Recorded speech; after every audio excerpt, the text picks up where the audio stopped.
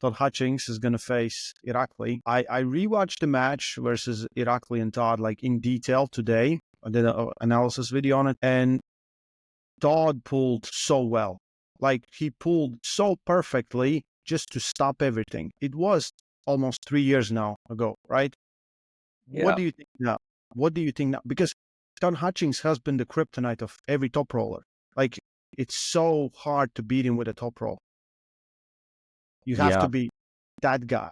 You have to be this guy. Yeah, and it's, I don't even want to just say top roll, because I remember when he pulled Sagoff, and I was like, oh, I'm like, bad matchup for Todd. I'm like, this is going to be a problem.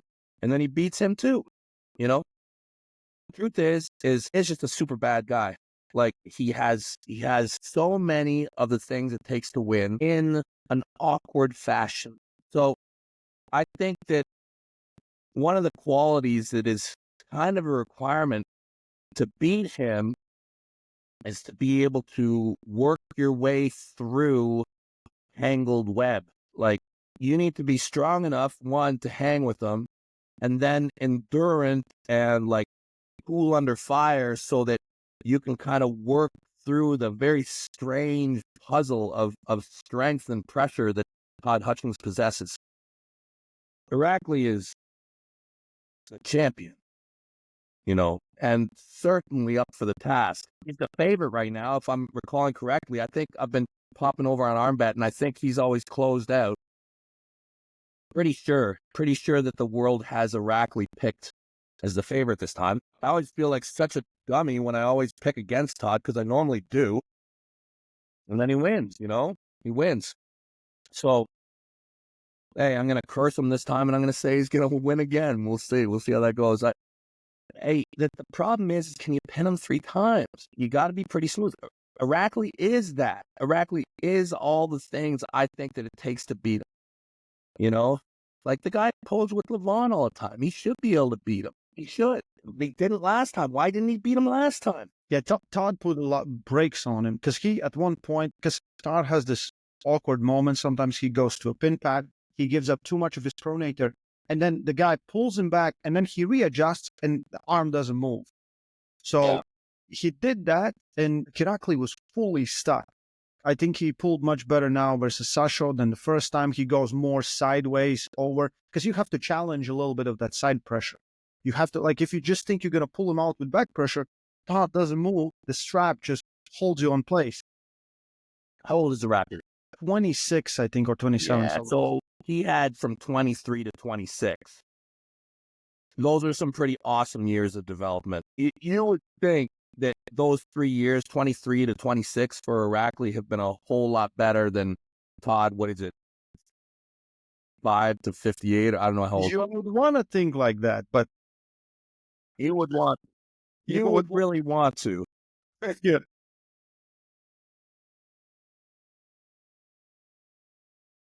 I know it's a lot more complicated than that. Maybe Todd's life is really sorted out right now, but all the numbers would point towards Irakli slightly. But it's a weird one. It's a weird one. For me, I have Todd as not a big favorite, but like, let's say 60 to 40.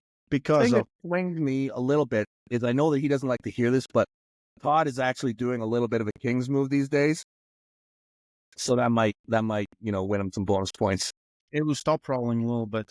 But then, like, before his match versus Yoshinobu Kurai, I confronted him, because I showed him a video where he was top rolling. He top rolled Prudnik, and then, remember, we were commentating, and then he dunked it and went back to the hook. And I think then, when he could actually top roll Yoshinobu Kanai, he didn't. Yeah. Because there's a lot of opportunity. Just gotta embrace it. Embrace it. Yeah. I see him becoming a King's mover.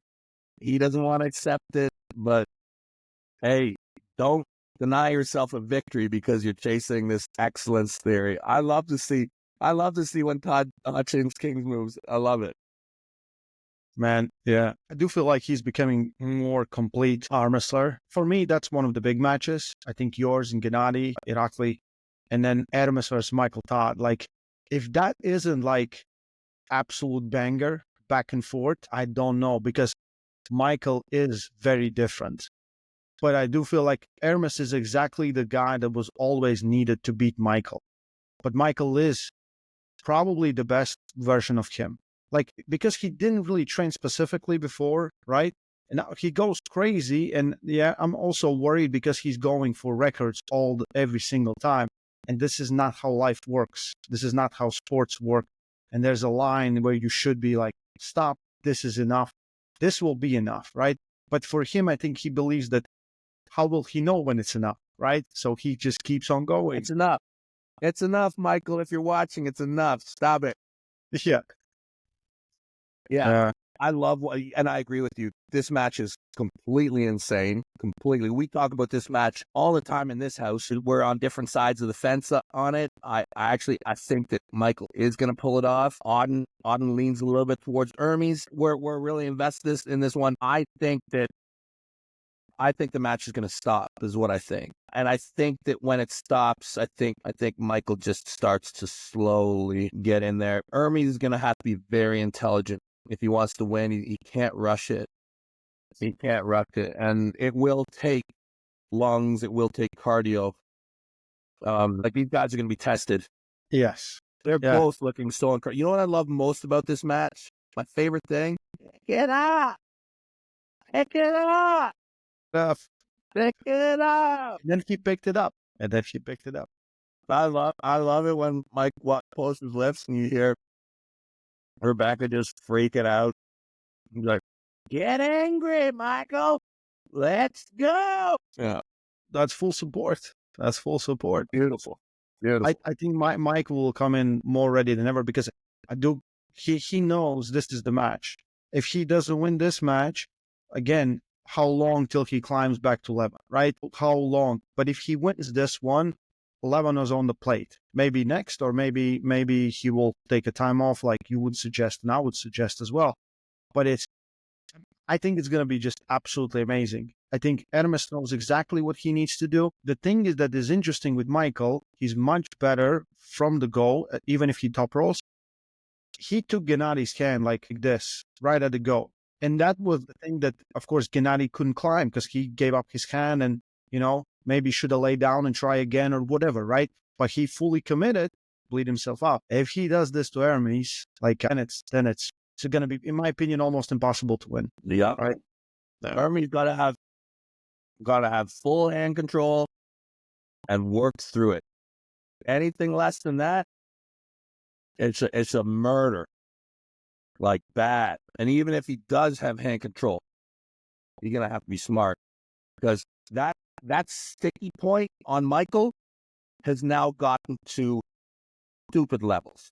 Yes. Like, we've never seen anybody lift 198 pounds in that lift. You can say whatever you want about the form.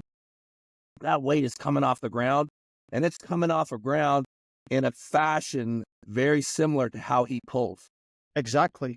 Yeah. The transfer is absolutely there. Even his, like, what he does outside side pressure. Yeah. Like, everything is. At some point in the match, you're going to bump into that. Like, you might not bump into it when they say go. Yeah. But at some point, you're going to run into that.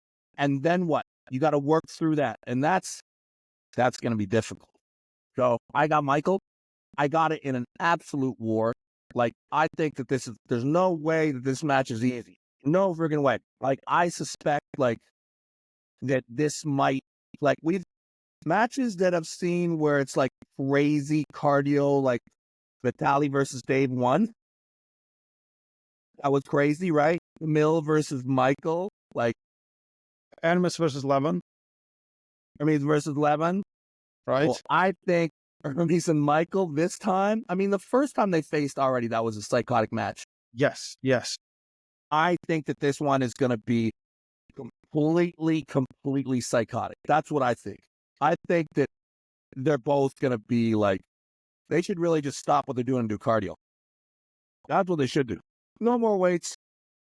Just do cardio for a couple weeks because you're going to need it. Just all right. Hermes, like, I talked with him and he said he got a little bit sick and he didn't feel so great.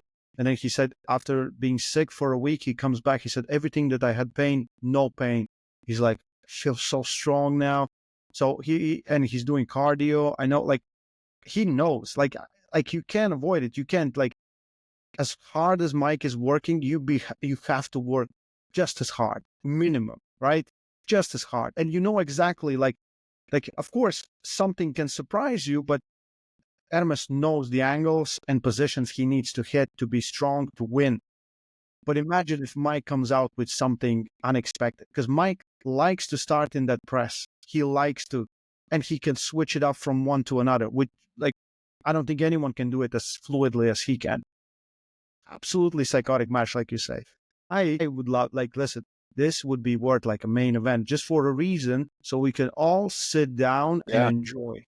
Oh yeah, Just I agree. with, Oh yeah, because like most likely you will pull after, right? So you won't have a chance. I don't know. And you know You what?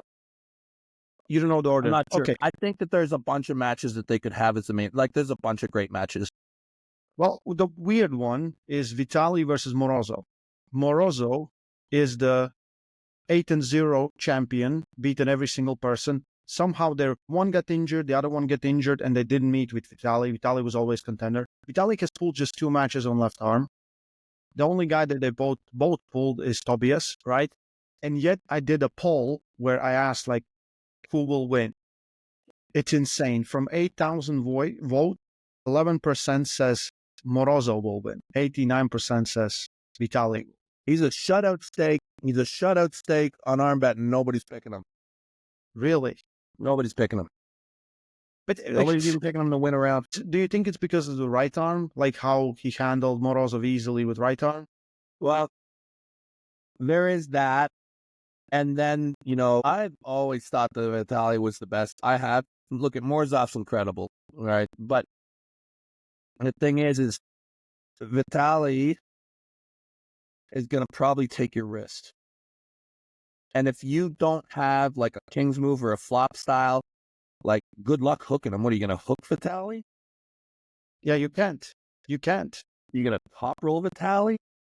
Well, kind of can try, right? Yeah, you can try, but if you don't have like an outer like fallback, exactly, top roll, like, yeah, good luck just blasting through him. Who's going to do that?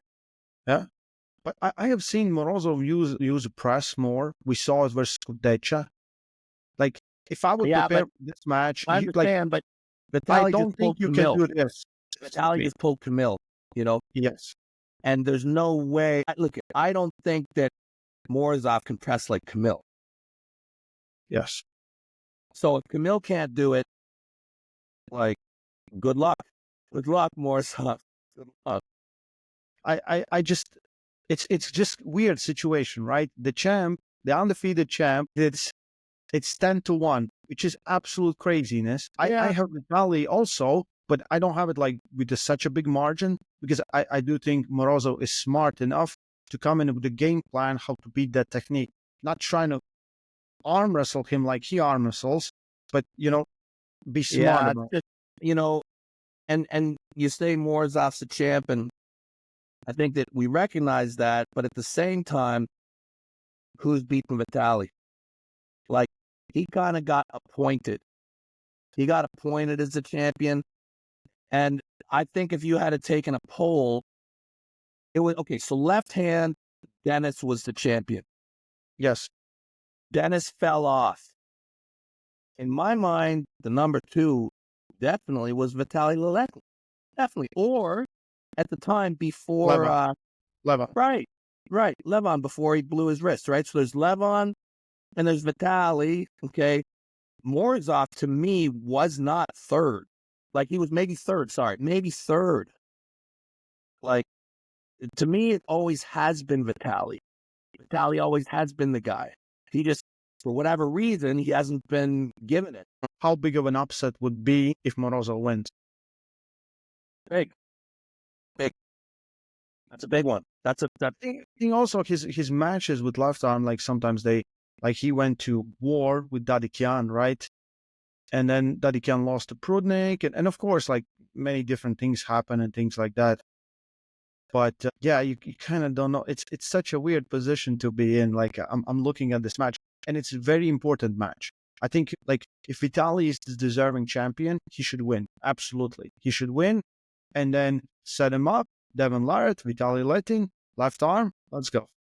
I mean, I hear you, right? I'm currently unranked in the super heavyweight, but yeah, I agree. You should give me a title shot right to the top. Right to the top.